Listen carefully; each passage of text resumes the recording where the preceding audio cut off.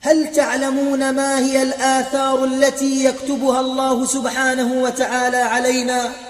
يقول عز وجل: إنا نحن نحيي الموتى ونكتب ما قدموا وآثارهم وكل شيء أحصيناه في إمام مبين.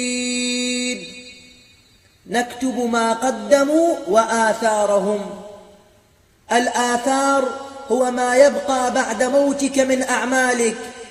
جاءت امرأة إلى أحد العلماء دموعها تجري على خديها تجهش بالبكاء، تقول: أيها العالم، ولدي مات منذ 3 أيام، وكل يوم أراه كأن قبره نارا، وأرى أن أصدقاءه كل منهم بيده حزمة حطب يلقيها على القبر فيضطرم نارا، ويأتي واحد بيده حزمة صغيرة، واحد بيده حزمة كبيرة، وهكذا. وأرى ولدي يضج بالبكاء والنحيب ويقول: أماه، لا زالت أعمالي السيئة مستمرة، قولي لأصدقائي لا يلقون علي الحطب، أرجوك أماه.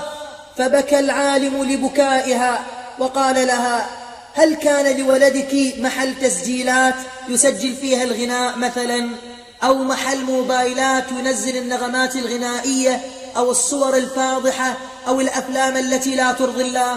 قالت: لا والله أيها العالم، إنما هو يشتغل بالعمل. عما لا يشتغل ولدي. فقال لها: إذن أرجو أن تأتي غدا بمجموعة من أصدقائه من أجل أن أسألهم لأتوصل إلى تأويل رؤياك.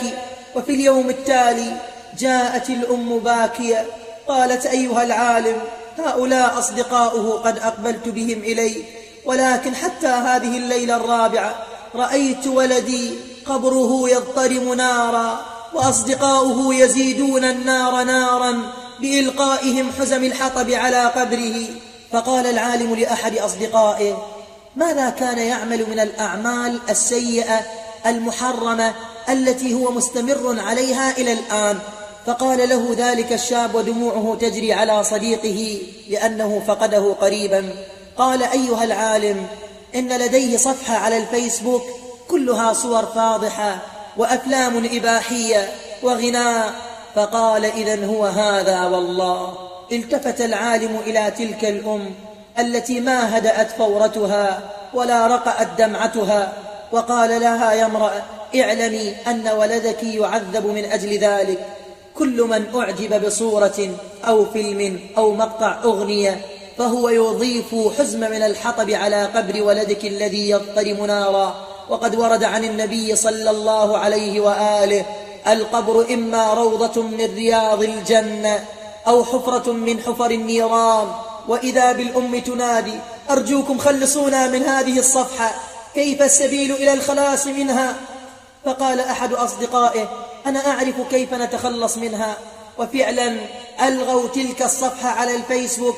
وفي اليوم التالي جاءت المرأة إلى ذلك العالم، قالت: أيها العالم، جزاك الله خيرا، ولكنني رأيت ولدي هذه الليلة الماضية بعدما تخلصنا من تلك الصفحة المشؤومة، رأيته وكأن جسمه قطعة من الفحم وهو يناديني: يا أماه، جزاك الله عني خيرا، ولكنني الآن أعذب بما قدمت، وقد خلصتيني من آثار تلك الأعمال.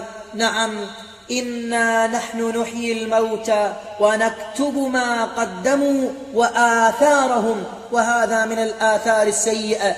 فيا أخي ويا أختي، اجعلوا أعمالكم وآثاركم خيرا، ولا تسنوا سنة سيئة. واعلموا أن من نشر أغنية أو صورة لامرأة أو فيلما لا يرضي الله تعالى يحمل أوزاره وأوزار كل من رآه من دون أن ينقص من أوزار من رآه شيئا.